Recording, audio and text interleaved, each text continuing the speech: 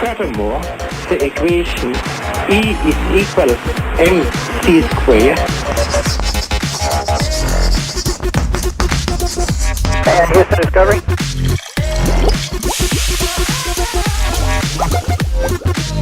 I'm gonna make him an offer, Captain.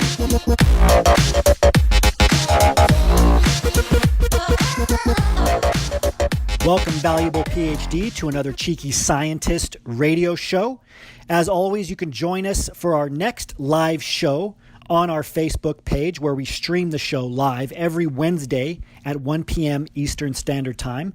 Just go to facebook.com/My Cheeky Scientist. We also stream the show live every Wednesday at 1 p.m. Eastern Standard Time on our Cheeky Scientist YouTube page. This is the radio show for PhDs who want to excel in industry. If you want to learn more about Cheeky Scientist or our program, the Cheeky Scientist Association, you can go to phdsgethired.com. Just enter your name and email address, and we will send you all of our free materials about transitioning into industry.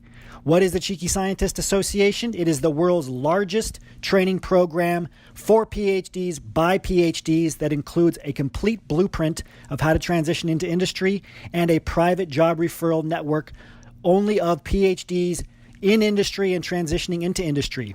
If you already have an industry job, or if you want to learn more about developing your business acumen for industry, you can learn about our Scientist MBA advanced program at phdsgethired.com. We have another great show lined up for you today, so we're going to jump in now. So welcome officially to another Cheeky Scientist radio show. We have a great show lined up. We're talking about how atomic habits help PhDs get hired.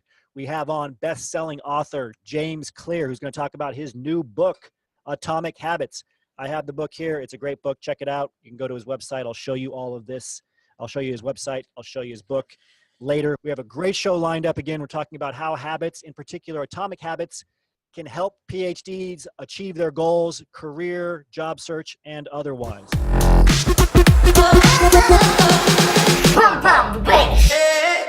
We're going to jump over to the first section that we do every radio show. Because we are PhDs, we do a Show Me the Data section with Jeanette. Hi, Jeanette. How are you? Hello. I'm Great. good. Ready to go. So the question, we were putting together the Show Me the Data section, and we were prepping for the show with James that we're really excited about. And the question kept coming up is, why are habits important? And we'll talk with James about this too, but really, what's the why behind it? Why do we care? Yes, good habits, bad habits. We've heard about this ever since Aristotle, right? He used to talk a lot about habits.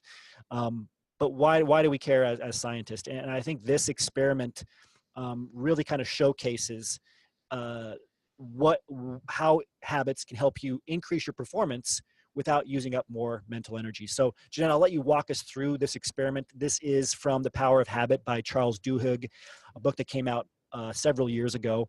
Again, it's The Power of Habit, but it illustrates an important point that'll set us up for the rest of today.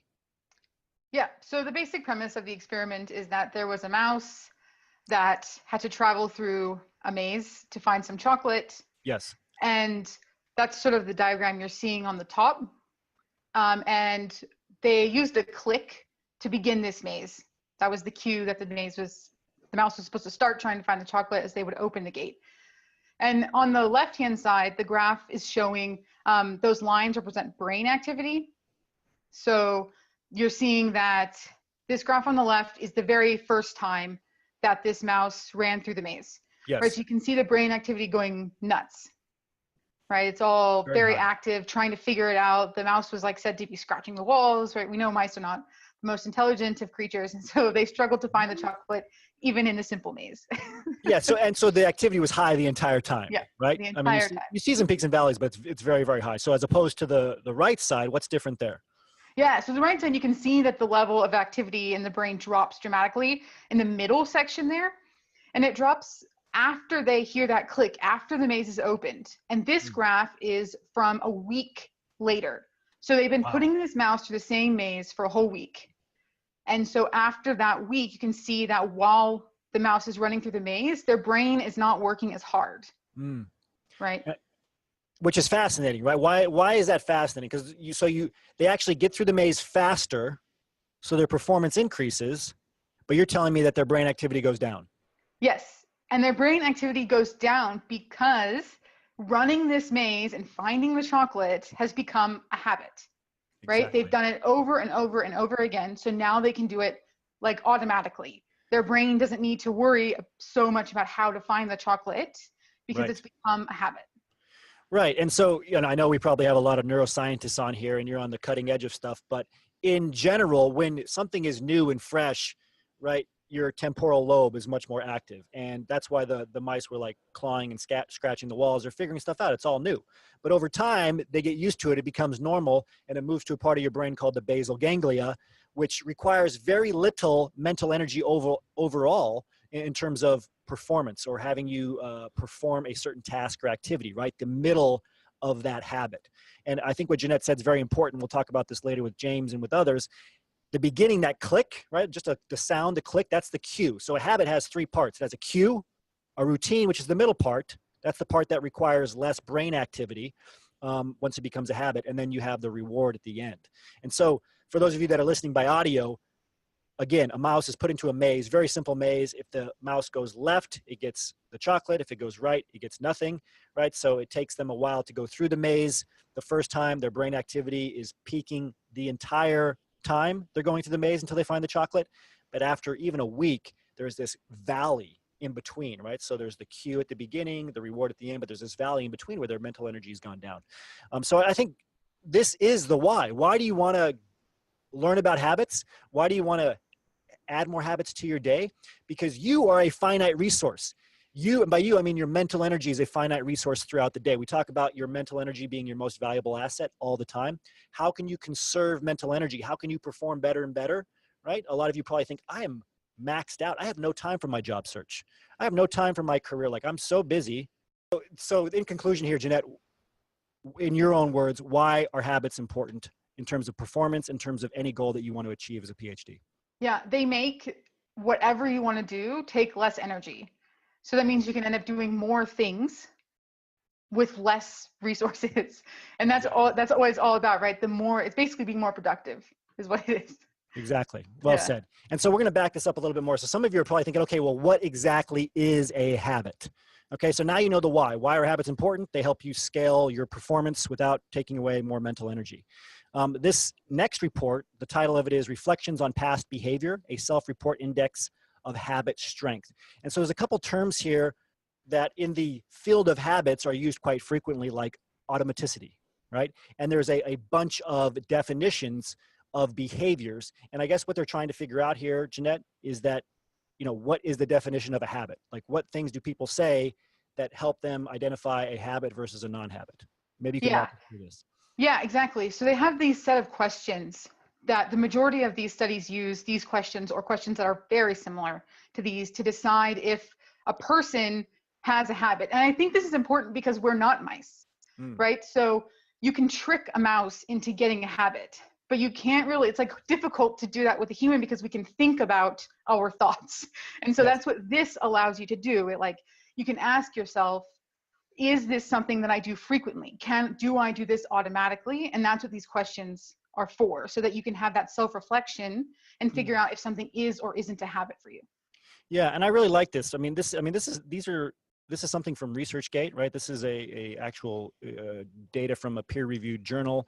We're talking about the realm of behavioral psychology here, and it's just important to know, like Jeanette so eloquently said, you're not a mouse, you're a human, right? So you have to reflect on these things. You're not trying to trick yourself. You're actually trying to identify the things that you can turn into a habit so that you can increase your performance while not using up as much mental energy. And so some of the questions here, I'll just read them off again for those of you listening by audio who can't see this. Behavior X is something, ... right? So number one is I do frequently, I do automatically, I do without having to consciously remember.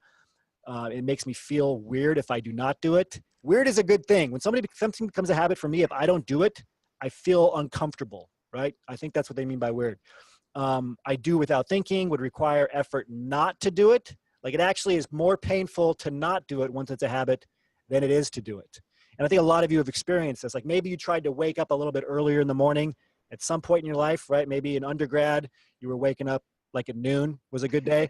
And then you had to start slowly creeping that back. as you got into grad school and now you want to get hired. Maybe you got to get up at 7, 8.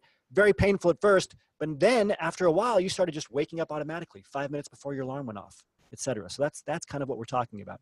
And if you're still kind of confused on the routine part of a habit, one thing that really helps me understand a habit, especially in terms of conserving mental energy, is if you've ever driven the same route to work or to the lab or to home every day, and then it becomes so habitualized that you get home sometimes, you barely remember the drive. Like your mind was totally somewhere else, yet you navigated in a car, right? Like a moving vehicle that could cause a lot of damage. You somehow navigated all the way home. And it's because your brain's actually processing stuff. It's actually, you know, if something out of the ordinary happened, you'd be tuned in, but you don't remember it because you've done it so many different times and because it was in that different part of your brain. I do want to move forward here to this next graphic, because I think it really helps break things down into what are the different parts of a habit and how to best create a habit. So the title here is Forming a Flossing Habit, an exploratory study of the psychological determinants of habit formation. Clearly an academic title. So this is a publication on Wiley. So what we're looking at here, I'll set it up, and then Jeanette, you can help us with the conclusions. There's an A and a B, and each has 3 levels: routine, event course level, and event fine level. Okay, so both A and a B have those 3 levels. In A, the routine is getting ready for bed, so that's for both A and B, that's the routine. The course level for both A and B is have a shower, then dental care. Where they differ is at the event fine level, right? The more specific level. So for A, it's brushing teeth, then Q, then flossing. But for B, it's Q, flossing, brushing teeth. And one important distinction here is that in A, everything in the event fine level stems from dental care. But in B, the Q stems from having a shower, and then flossing and brushing your teeth stems from dental care. So Jeanette, maybe you can take it from there and talk about which one of these graphics, right? Whether putting the Q after having a shower or putting a Q in the middle of the dental care sequence is more effective in terms of creating a new habit of flossing. Yeah, so that's exactly right. They just sort of were, the basic question they were trying to ask with this experiment was, is it better to put flossing before brushing your teeth or after brushing your teeth if you're trying to make this a new habit for yourself? And the bottom line is that it was much better if they put flossing after, because in that case, you have your brushing your teeth as the cue, right? It's something you already do all the time. And so as soon as you're doing that activity, it cues you to take on the next one, to take on that flossing activity. And so if you scroll down a little bit, the table supports that data, where you can see the before toothbrushing and the after, that's what the TB is, toothbrushing. That the times floss per month is higher when it was done after. And this flossing habit, right, score, which is what they use those questions for, is much higher.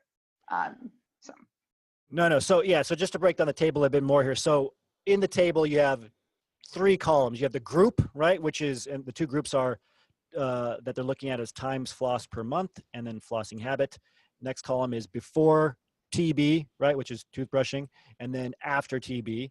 And for times floss per month, it's 3.5 for the first group, and then after TB, 10.5, right? So if it was after brushing your teeth, if brushing your teeth was the cue, you went from just flossing your teeth 3.5 times per month to 10.5 times, right? Correct. Pretty dramatic increase. And the only thing that was changed is where the cue was. Remember the mice in the maze? The cue is the click sound. A habit requires a cue. And we're going to talk about something with James called habit stacking, right? So how can you create habits? What are the best cues? They might be other habits. So stay tuned for that. The flossing habit as well, if it was before toothbrushing, right, it was a 9.2. And then after toothbrushing, it was a 16.9. So again, you're seeing a dramatic increase in creating a habit of flossing, and the actual quantitative data, the number of times you flossed, dramatically increased by having that cue, right, within the routine that it was closest to, right, within a routine that made the most sense in terms of the group, right, the stratagem, I guess, right? So if you make the cue within your dental care routine because it's flossing and it's involved in dental care, you're much more likely to do it than if the cue is something unrelated, right? Having a shower might be related to like your nighttime or morning routine, but it's much further removed than the actual dental portion. So again, where you put your cues really matters, and you can get super granular here with the data, and that's why we go through this. So the last figure that I want to show here, this is actually from James Clear's blog. The Power of Tiny Gains is the title here. If you go to jamesclear.com, you can read more about this. You can search on his different blog articles for habits. He talks about them all the time, obviously.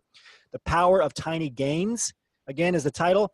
And what it's showing here is two different numbers, two different endpoints. 1% better every day, and then I see some numbers here, Jeanette, 1.01 to the 365th power, right? Which equals 37.78.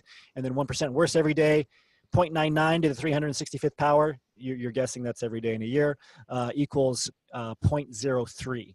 And you're seeing a graph too, where it's on the x-axis, you're looking at 1 year, right? So time, and then on the y-axis, you're looking at improvement or decline. We see kind of an exponential line, and then we see a line going down slightly. Great. What does this mean, Jeanette? Talk to us about these numbers. This graph is amazing. I love it. Yes.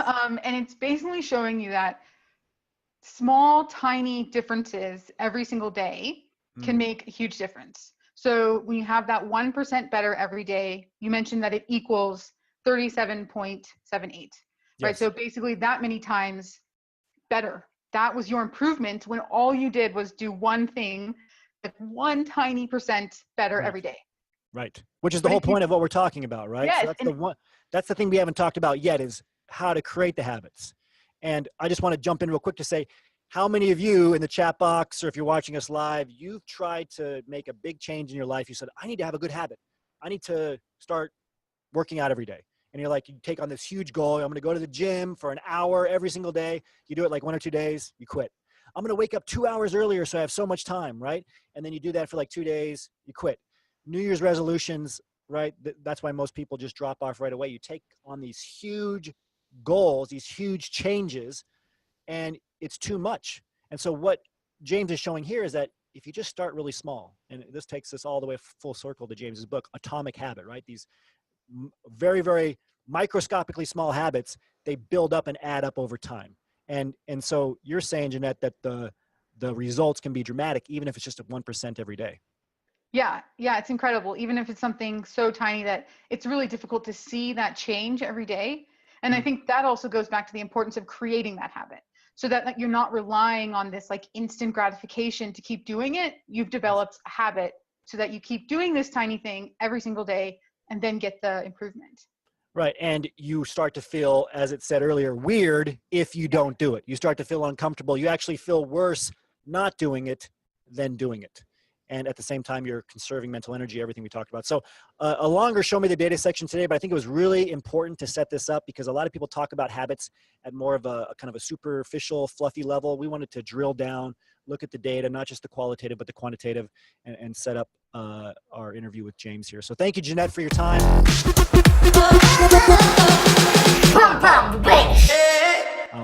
Great section on why habits are important. We linked up a variety of things that matter in habits that we're going to talk to James about. Everything from cues, intention, how small to start with your habits, and how all of this can come together to increase your performance while conserving your mental energy. So I'm going to bring on James Clear now in 1 second after I go through his bio. Very excited to have on James. Very lucky to have him on with us. I'm going to show very quickly his blog, his website one more time, jamesclear.com. I know it was at one point the fastest growing blog of all time. I saw James speak at an event called the Mastermind Talks a couple of years ago, and just great insights on what it took to write something that was clear, that added a lot of value. And it was obviously a small habit that he turned into something very, very big. James is the author of Atomic Habits and a writer focused on habits, decision-making, and continuous improvement. His book is here. I've showed it a couple of times. You can see it kind of glisten in the sun there. Great cover. Atomic Habits is the book. You can check it out. You can find it on Amazon or on his website. I'll show it over here too, YouTube, Atomic Habits. Great book. We're going to dig into it here shortly. James's work has appeared in the New York Times, Entrepreneur, Time, and CBS this morning. Again, his website, James Clear, receives millions with an M, of visitors each month, and hundreds of thousands of people subscribe to his popular email newsletter. I highly recommend you go to his website right now and get on his newsletter. He is a regular speaker at Fortune 500 companies, and his work is used by teams in the NFL, NBA, MLB. So no matter what kind of sport you like, he is involved there. Through his online course, The Habits Academy, which I highly recommend too, I think there's no better way to scale yourself in business or with your goals than habits. Check out James's Habits Academy. He has taught more than 10,000 leaders, managers, coaches, and teachers through his academy. The Academy, the Habits Academy, is the premier training platform for individuals and organizations that are interested in, guess what? Building habits in life and work. So welcome, James. It's great to have you on with us. Thanks for being here. Hey, you bet, man. It's great to talk to you, Isaiah. Great to see you. Look at, and you can, I really like your background with the books there, color coordinated. Yeah, thank you. A little insight into my personality, maybe.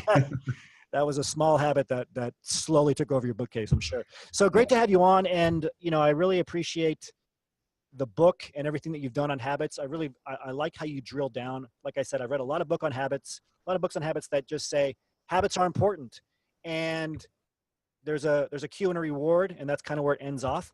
What I really liked about your book is you offered something that I haven't seen anywhere else, and it's kind of what I wanted to start with, if it's okay.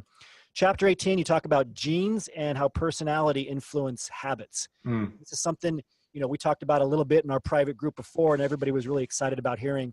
So can you tell us how genes and how personality affect a person's ability to create good habits? Yeah, sure. So I think this is an interesting topic, and I agree. I haven't seen anybody discuss it before or dive into it. So a lot of the time when it comes to self-improvement or thinking about advancing your skills in some particular area, people don't like to talk about genes because they get into this feeling of biological determinism, or, oh, if my genes are fixed and I can't do anything about it, then why even bother, basically.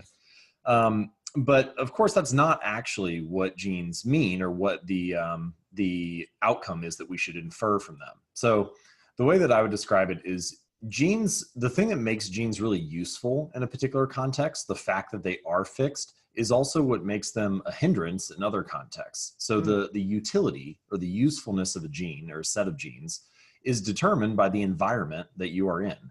So if you're 7 feet tall, that's a very useful set of genes if you want to play basketball, but it's a great hindrance if you want to be a really good gymnast. Yes. And so what's interesting is, those examples, like a physical example, is quite clear.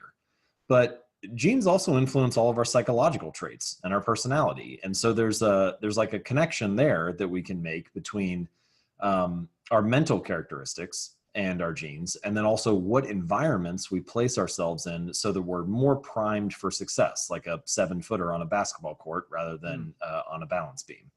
So one way to think about this, there are a variety of personality measures and personality tests. To the best of my knowledge, and I am not a personality psychologist, but to the best of my knowledge, the most robust test of personality traits is the Big Five. And the Big Five maps personality onto 5 different spectrums. The most common one that people have heard about is introversion and extroversion on 2 different ends of the spectrum. But there are other ones like conscientiousness or agreeableness or openness to experience. And there have been a variety of studies that have linked each of these 5 traits to the genetic code, to DNA in some way. There's some biological underpinning for these personality aspects. And that is the technical scientific definition of personality, is that it's the quality or set of characteristics that go with you from situation to situation, right? They're robust and stable across environments. If you change based on the environment, well, then by definition, that must be an environmental influence and not a personality one.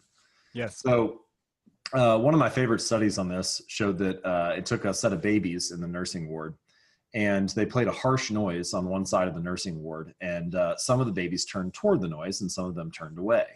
And when they tracked these children, when they grew up throughout their life, they found that the ones who turned toward the noise were more likely to grow up to be extroverts, and the ones that turned away from the noise were more likely to grow up to be introverts.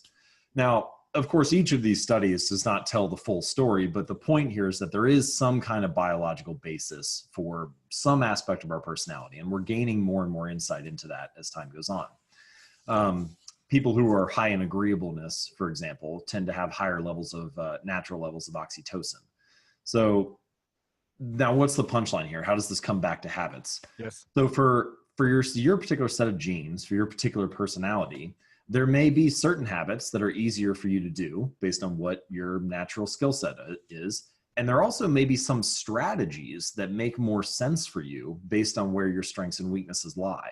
So, for example, if you are high in agreeableness, then maybe things like getting people together for a social night out or writing thank you notes, things that are considered warm and considerate and kind, those habits might come more naturally to you than they would to someone else who is low in agreeableness.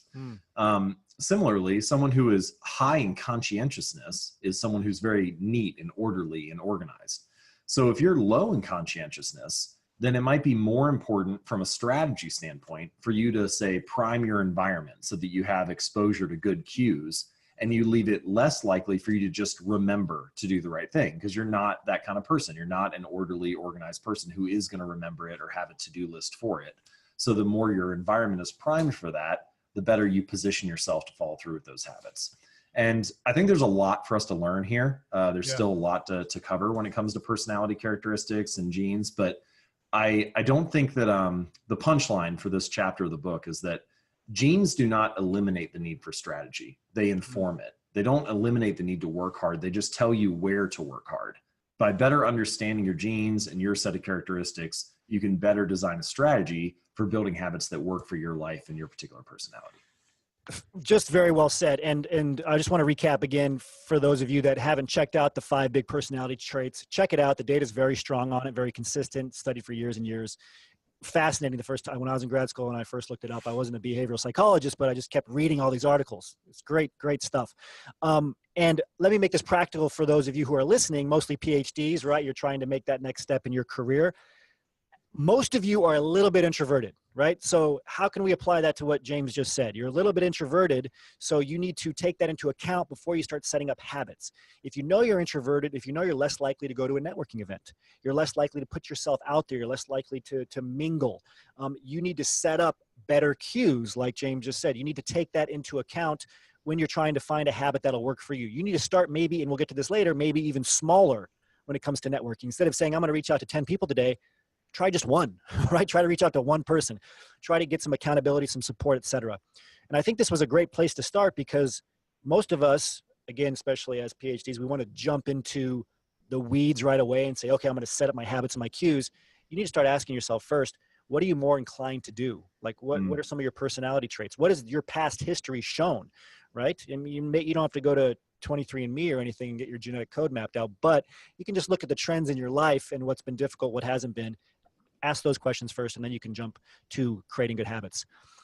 So James, if we move forward from here and we realize, okay, I am a little bit more introverted. I have a tough time reaching out. I have a tough time networking, public speaking, etc. I want to create some better habits in this way. Where do we start? Do we start with cues? Do we just jump in? Do we start big, small? Do we start stacking right away? What is stacking?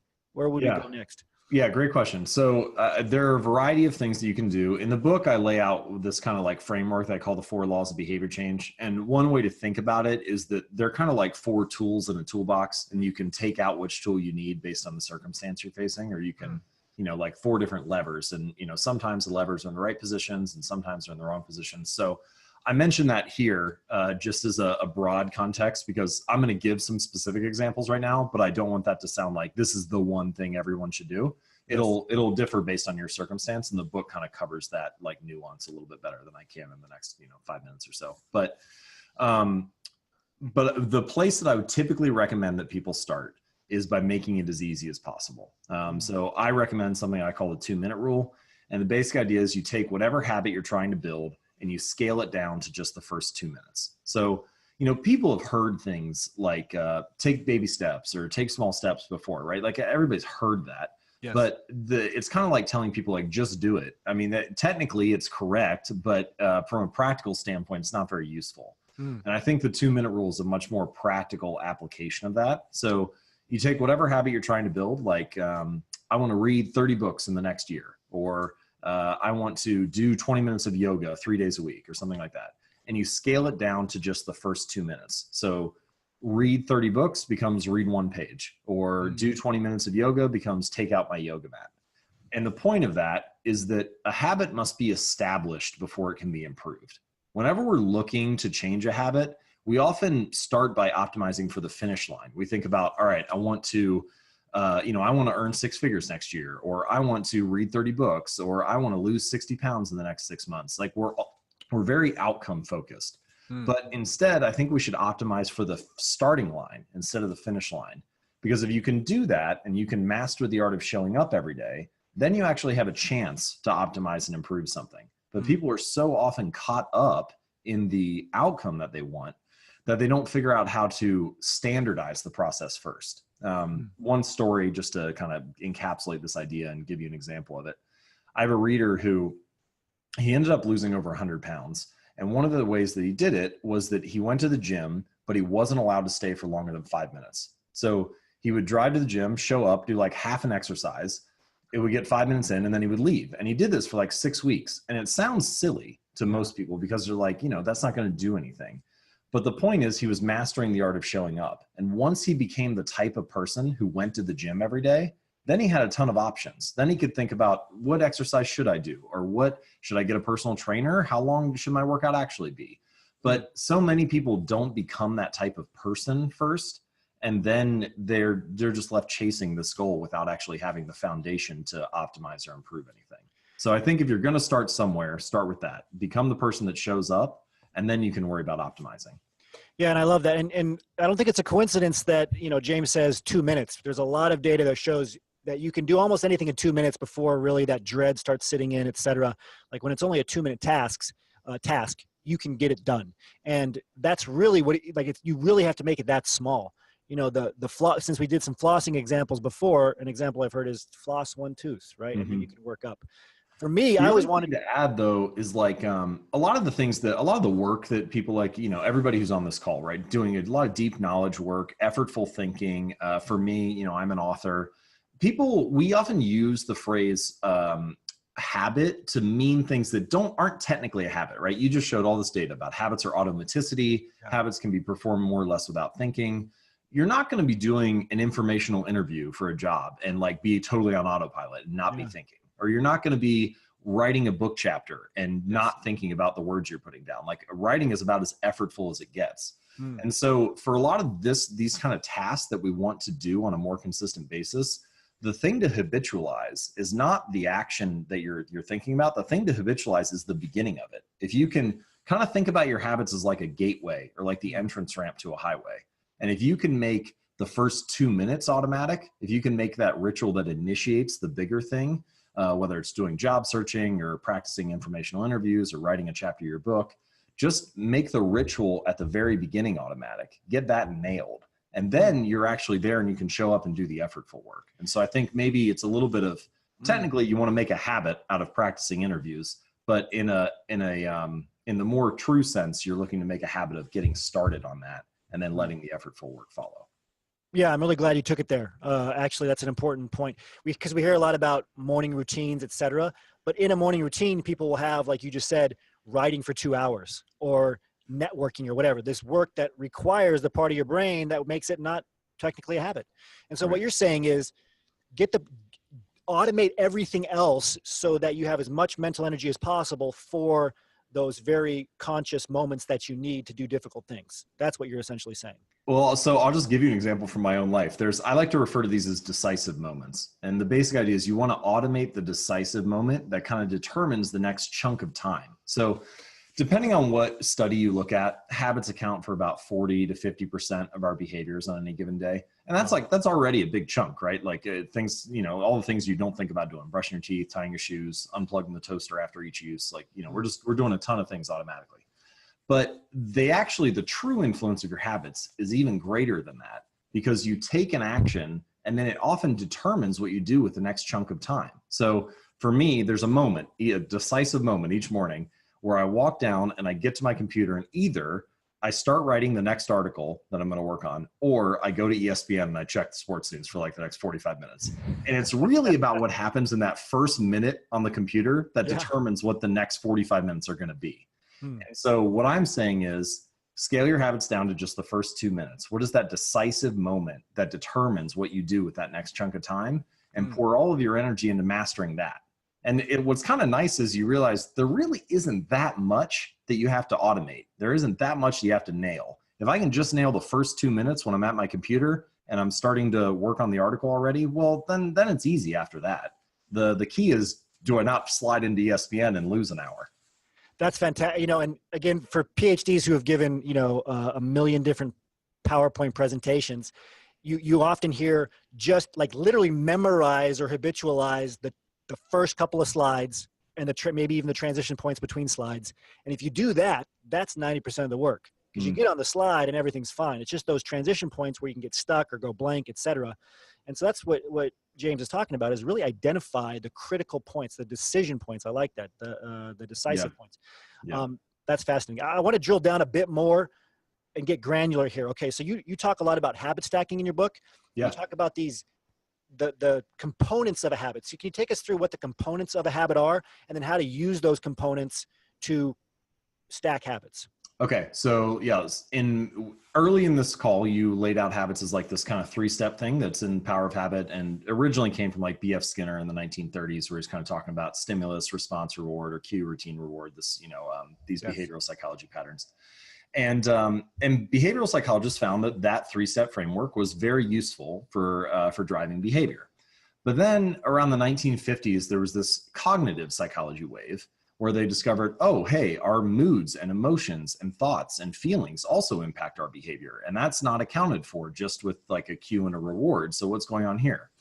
And the 4-step model that I lay out in my book tries to integrate these two approaches, where it accounts for both the cues and the rewards and the consequences of daily life and how those influence our habits, and how our internal moods and emotions and thoughts influence them. And to tie this back together to what you all just shared a few minutes ago, it's really thinking about how, remember we saw that graph about intention, and if you had low intention, it didn't really matter if the cue was there, you weren't going to perform the habit. Right. So that is effectively what I've added, a stage that I've integrated into the model. So my model starts with a cue. There's some kind of cue that captures your attention. Usually it's visual. Humans are very visual creatures, but it doesn't have to be. It could be any of the senses. So let's say, for example, that you walk into a room and you see a plate of cookies on the counter. So that's a visual cue. The next stage, and this is the stage that I added to my model, is what I would call craving, but really it's about the prediction that your brain makes. It's about the interpretation that you have regarding that cue. And we could say that this is kind of similar to that intention graph. So if you see a cue, like you see cookies, and you are high intention, you have a high craving, you say, oh, these are going to be tasty. You interpret them as being a positive thing. The perceived value is high. That craving leads to the 3rd stage, which is the response, or the actual routine. So you pick up the cookie and you eat it. Yes. And then finally, there's a reward. So the cookie is sugary, it's tasty, you enjoy it, and so on. And these 4 stages kind of create a feedback loop. And as you repeat them more and more, it gets tightened. And pretty soon you can do all 4 stages on autopilot. So like, say you walk into a room and it's dark. Cue, room is dark. Craving, I want to be able to see, or I want to reduce the uncertainty of a dark room. Response, I flip on the light switch. Reward, the room is lit up. And those 4 stages all happen in like 30 milliseconds, right? I mean, It's just, your brain is endlessly going through this loop. But the reason that I added that 2nd stage, and the reason that I think it's crucial, is you can just as easily imagine a situation where you respond to the same cue that you had previously responded to in one way, but in a different way. So let's say that you just finished eating dinner in the other room and you're full, you're stuffed. And you walk in and you see that same plate of cookies, same visual cue, but suddenly you don't eat one. You're like, oh no, I don't want to eat anything else. I'm stuffed, I'm full. So your interpretation, your craving is different. Your intention is now low rather than being high intention. And that's represented by the 2nd stage in my model. So your environment affects this, or are there things you can do to affect your intention? I think the way to describe it is your current state influences it. So we are not always in the same state throughout the day. Sometimes we're high energy, sometimes we're low energy. Sometimes our stomachs are full, sometimes our stomachs are empty. Sometimes certain habits seem attractive to us based on the people that we're around because everybody else is doing them. And sometimes they seem unattractive. So this is, we're getting off a little bit on a tangent here, but it's an important one. Yeah. This is why social influences are so strong on habits. Like society leans heavily on us all. Think about habits like, you step onto an elevator and you turn around to face the front, or you go to a job interview and you wear a suit and a tie or a dress or something nice. There's no reason it has to be that way, right? You could face the back of the elevator. You could wear a bathing suit to a job interview, but we don't, because it violates the shared expectation of the group that we're in.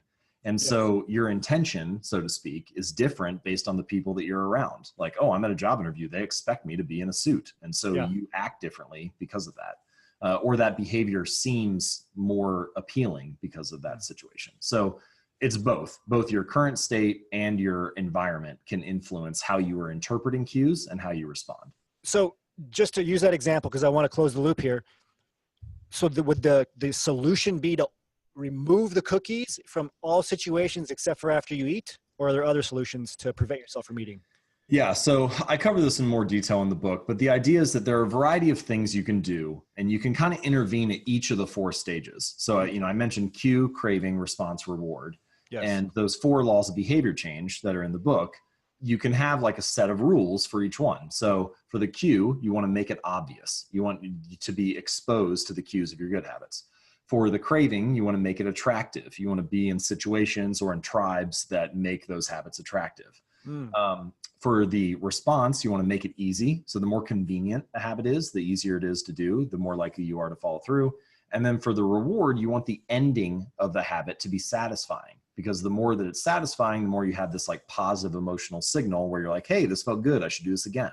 Yes. And so those 4 laws, make it obvious, make it attractive, make it easy, make it satisfying, help you build a good habit.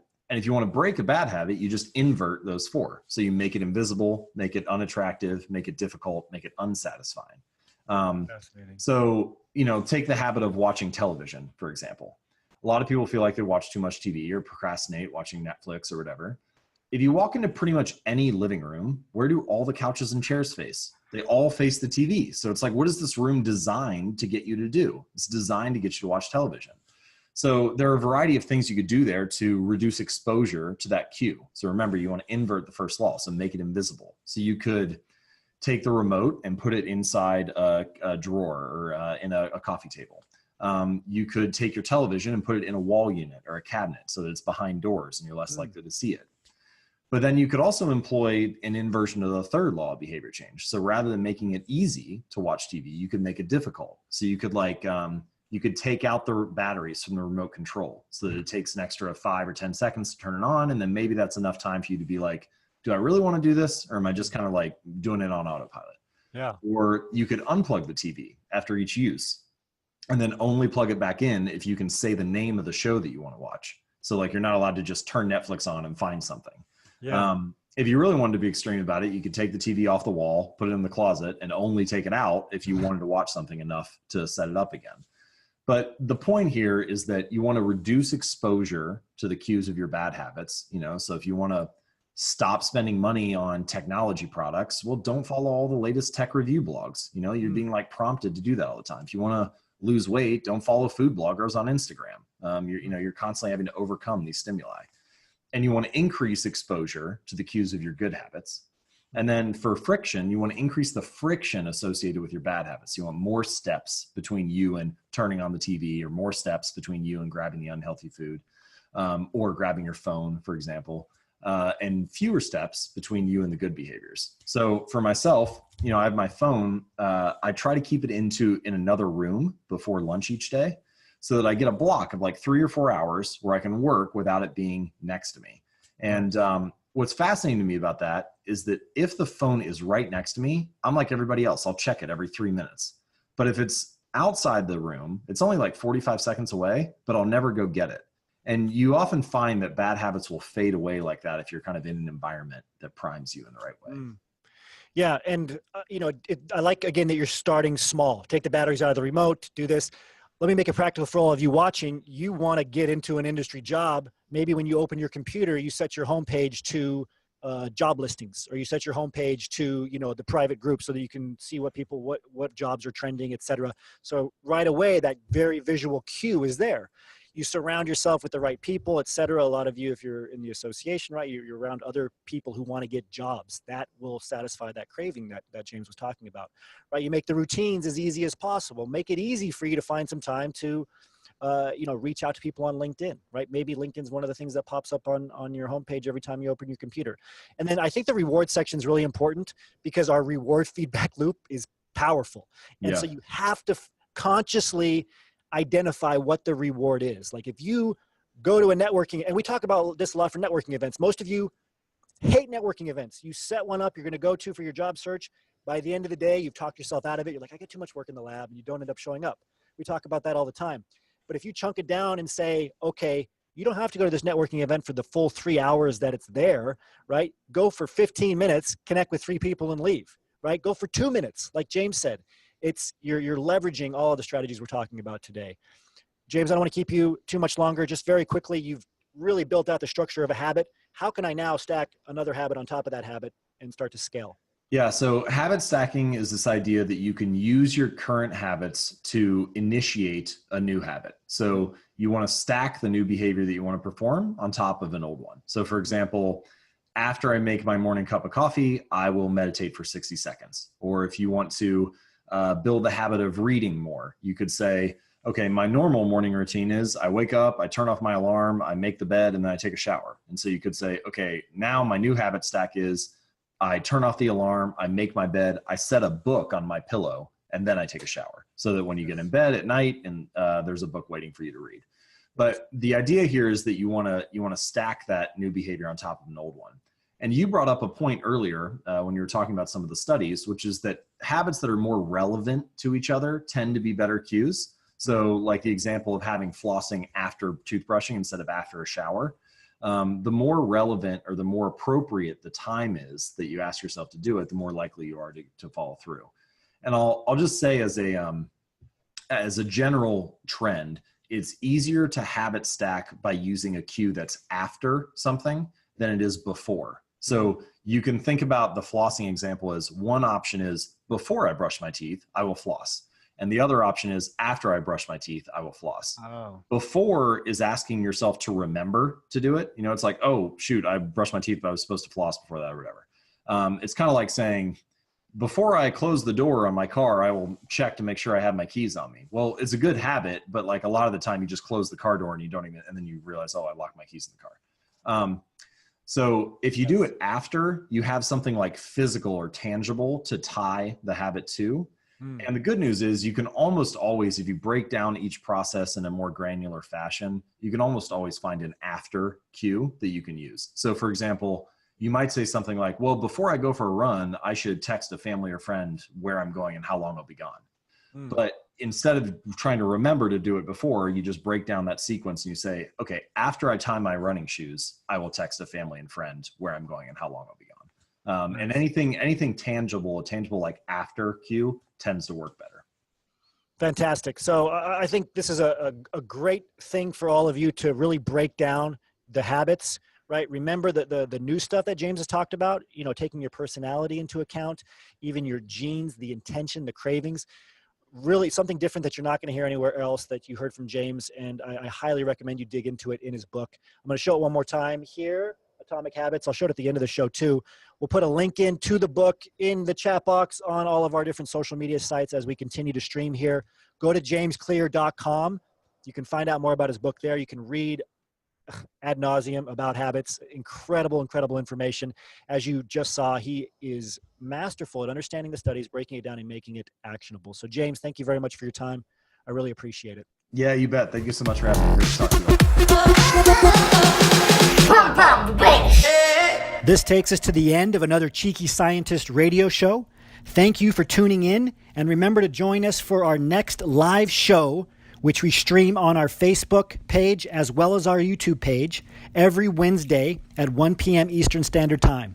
Just go to facebook.com/mycheekyscientist to watch us live, or go to our Cheeky Scientist YouTube page again every Wednesday at 1 p.m. Eastern Standard Time. If you want to learn more about Cheeky Scientist, you can go to cheekyscientist.com.